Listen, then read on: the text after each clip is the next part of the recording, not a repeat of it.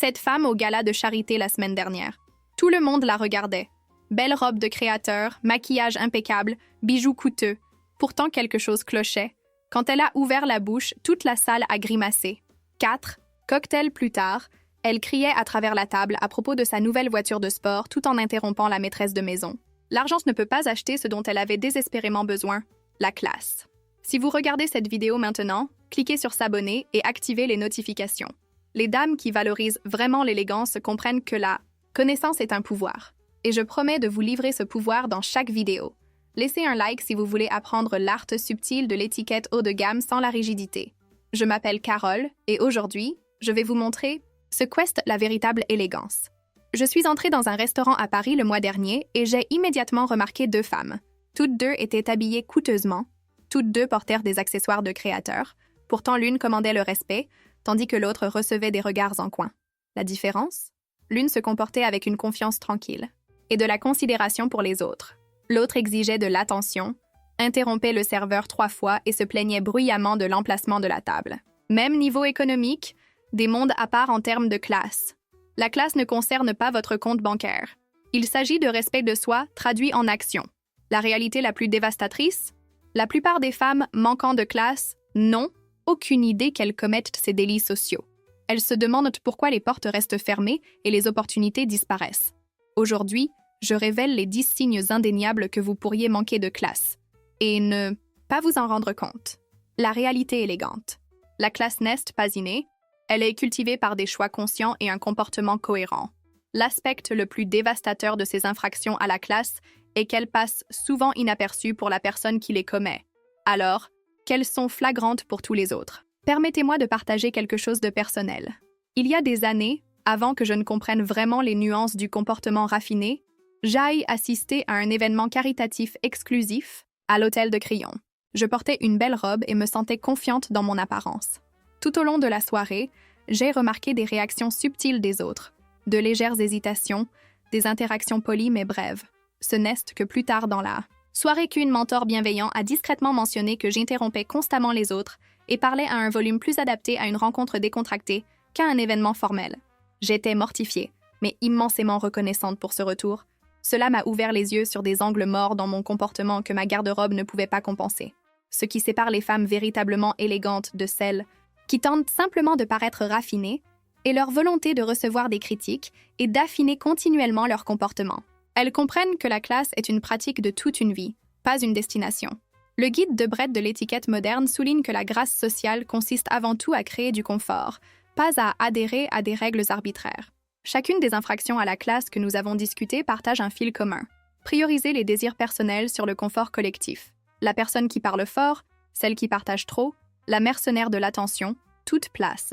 Leur gratification immédiate au-dessus de l'expérience de ceux qui les entourent. 1. Le paradoxe du langage vulgaire. Il existe environ 172 000 mots dans le dictionnaire français. Pourtant, certaines femmes se limitent aux mêmes 20 expressions grossières de façon répétée. Lors d'une récente réunion du conseil d'administration caritatif à Lyon, une cadre bien habillée a fait irruption dans la salle avec 15 minutes de retard, s'exclamant à voix haute « Ce trafic sur le périphérique est tellement foutu énervant ». Le silence qui suivit était assourdissant. Une fois, j'étais assise dans un magnifique restaurant près de la place Vendôme avec des lustres en cristal et des tables en marbre quand une femme à la table voisine a laissé tomber sa fourchette et a lâché une série de jurons qui ont rendu le couple âgé à proximité visiblement mal à l'aise. Ce qui m'a le plus frappé, c'est à quel point elle semblait complètement inconsciente du trouble qu'elle avait causé. Son sac à main de créateur et son brushing parfait créaient un contraste saisissant avec son vocabulaire. Des chercheurs de la Sorbonne ont découvert que l'utilisation de grossièreté modifie considérablement la façon dont les gens perçoivent votre intelligence et votre crédibilité. Peu importe à quel point votre tenue est coûteuse ou votre posture parfaite, dès que des propos vulgaires quittent vos lèvres, votre valeur perçue chute. L'Institut Emily Post note que l'un des marqueurs les plus constants des femmes raffinées, dans toutes les cultures, est leur capacité à s'exprimer clairement sans vulgarité. Cela ne signifie pas adopter un vocabulaire artificiellement guindé, mais plutôt développer une régulation émotionnelle qui empêche les jurons de devenir votre réponse par défaut. Une femme raffinée maîtrise l'ART d'exprimer sa frustration sans recourir à la vulgarité. Au lieu de jurer quand quelque chose va mal, essayez de dire « quelle infortune » ou « c'est plutôt difficile ». Quand quelqu'un vous coupe la route sur les Champs-Élysées, Au lieu de crier des obscénités, respirez profondément et dites simplement « Quelle impolitesse ». Votre vocabulaire reflète votre esprit et votre esprit mérite une expression plus élégante. 2. Le désastre numérique. Elle semble parfaitement composée en personne, mais sa présence en ligne raconte une autre histoire. S'engager dans des disputes publiques sur les réseaux sociaux, publier dans des moments émotionnels, partager du contenu qui contredit ses valeurs en personne, le domaine numérique révèle son véritable manque de classe. L'année dernière, j'ai été témoin de comment une femme par ailleurs élégante a complètement démantelé son image soigneusement cultivée à travers une série de publications nocturnes sur les réseaux sociaux. Après quelques verres de vin, elle s'est engagée dans une dispute publique avec une ancienne collègue, révélant des informations confidentielles de l'entreprise et utilisant un langage qui ferait rougir un marin. Au matin, des captures d'écran avaient circulé dans son réseau professionnel et les dommages à sa réputation étaient irréparables. Beaucoup de femmes ne réalisent tant pas que leur comportement numérique fait l'objet de davantage de surveillance que leur conduite en personne. Une seule publication impulsive peut défaire des années de culture d'image soignée. L'empreinte numérique que vous laissez devient votre registre public le plus accessible, visible pour les employeurs potentiels, les intérêts romantiques et les connexions professionnelles, souvent avant même qu'ils ne vous rencontrent en personne. Selon l'expert en étiquette Catherine Deneuve-Marin, votre empreinte numérique est une extension de votre marque personnelle. Lorsque vous commentez des publications controversées avec un langage inflammatoire ou partagez du contenu inapproprié, vous démantelez votre image soigneusement construite de raffinement.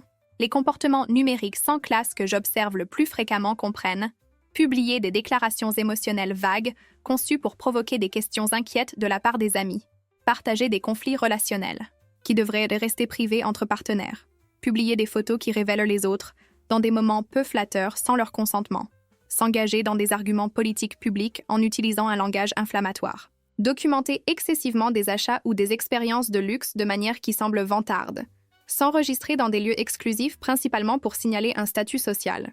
Une étude du magazine Les Échos a constaté que les employeurs, potentiels examinant désormais régulièrement la présence sur les réseaux sociaux des candidats à la recherche de signes de jugement et de discrétion.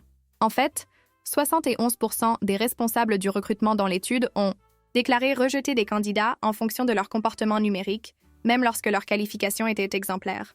3. La violatrice du volume. Nous profitions d'un thé de l'après-midi paisible au Plaza Athénée quand c'est arrivé.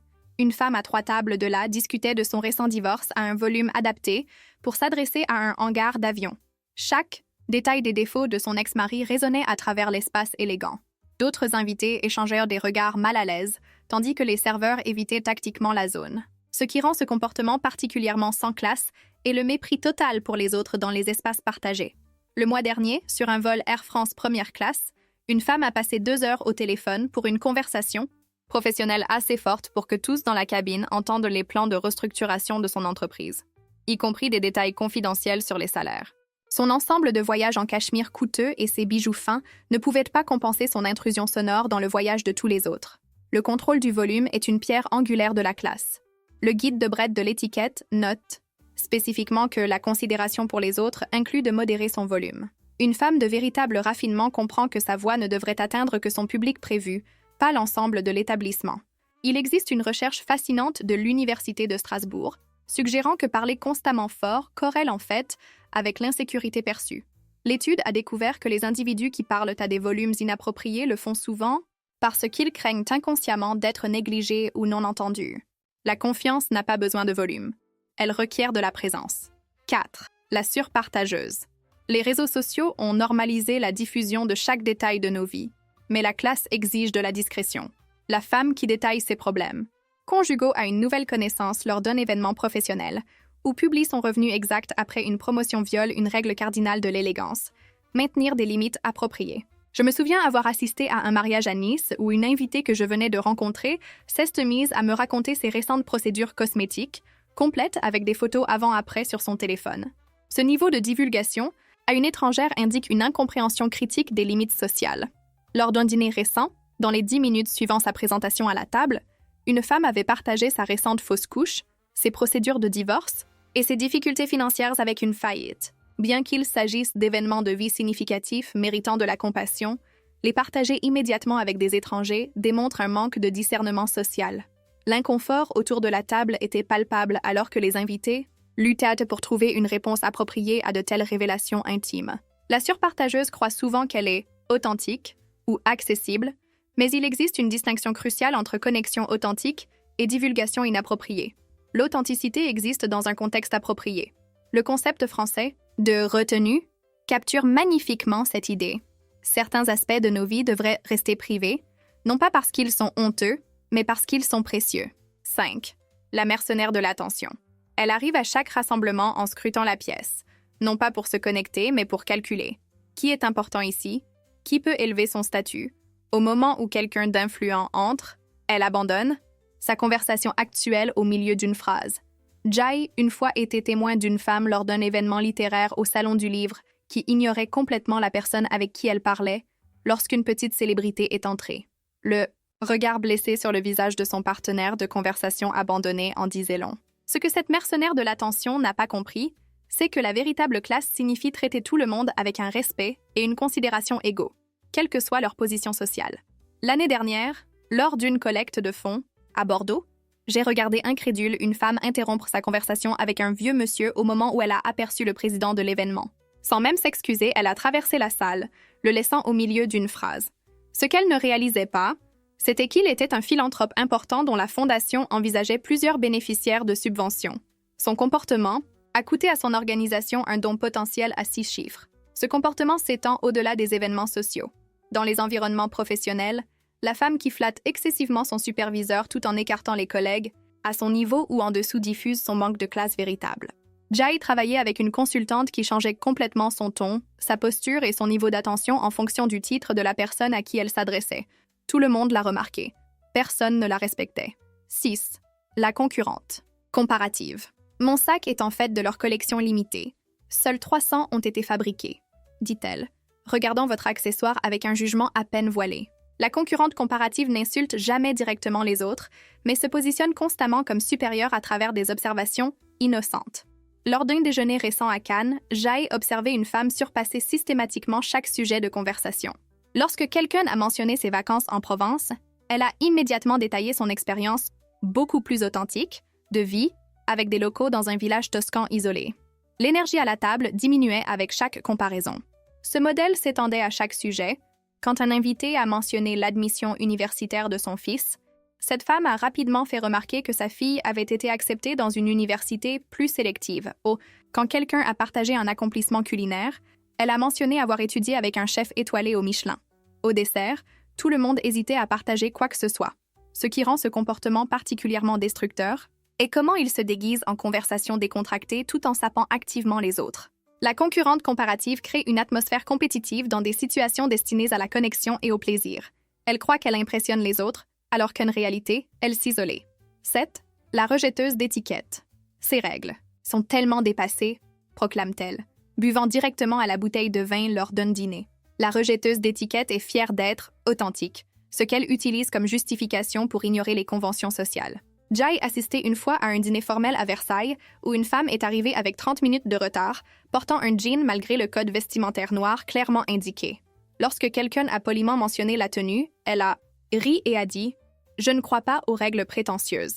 Sa déclaration impliquait que tous ceux qui avaient respecté les souhaits des autres étaient simplement prétentieux plutôt que prévenants. Cette rébellion contre l'étiquette provient souvent d'une incompréhension fondamentale de son objectif. L'étiquette ne cesse pas développée comme des règles arbitraires pour restreindre le comportement, mais comme un système pour rendre les interactions sociales plus confortables et prévisibles pour tous les impliqués. La rejetteuse d'étiquette se concentre exclusivement sur son propre confort tout en ignorant l'expérience collective. 8. La désespérée de plaire. L'hôtesse annonce que le dîner est servi, mais une invitée reste dans le salon, terminant frénétiquement son histoire parce qu'elle a senti que les gens étaient engagés. Ce désespoir pour l'approbation et l'attention trahit un manque fondamental d'assurance essentielle à la classe. Le désespoir se manifeste de nombreuses façons: rire trop fort aux plaisanteries, être d'accord avec des opinions contradictoires dans la même conversation, ou s'excuser excessivement pour des problèmes. Manners. Lors d'une récente inauguration de galerie au Louvre, Jai observait une femme changer son opinion sur une œuvre d'art 3 fois en fonction de qui rejoignait notre conversation. Jai une fois guidé une jeune professionnelle talentueuse dont la carrière stagnait malgré son excellent travail. Lors des réunions, elle préfaçait chaque déclaration par « C'est peut-être une idée stupide, mais… » ou « Je me trompe probablement sur ceci ». Ses idées étaient souvent brillantes, mais son besoin désespéré d'approbation préalable sapait son autorité. Lorsque nous avons discuté de ce modèle, elle a révélé qu'elle craignait si profondément le rejet qu'elle devait se protéger en diminuant ses contributions avant que d'autres ne puissent le faire. 9. L'aristocrate de façade. Sa garde-robe est impeccable, son maquillage parfait, ses accessoires soigneusement sélectionnés. Pourtant, elle arrive 30 minutes en retard sans excuse et interrompt constamment. L'aristocrate de façade a maîtrisé les composantes visuelles de la classe tout en négligeant les fondements comportementaux. J'ai récemment observé une femme lors d'un déjeuner caritatif à Saint-Tropez qui incarnait cette déconnexion. Sa tenue était clairement sur mesure, ses bijoux de bon goût mais substantiels, son entretien impeccable. Pourtant, tout au long de l'événement, elle vérifiait constamment son téléphone, parlait par-dessus les autres et est partie tôt pendant la présentation de l'oratrice principale. Son extérieur époustouflant ne pouvait pas compenser ses faux pas comportementaux. Ce désalignement se produit lorsque les femmes croient à tort que la classe est principalement esthétique plutôt que basée sur le caractère. Elles investissent des milliers dans leur garde-robe tout en négligeant de développer la patience, la considération et la conscience de soi.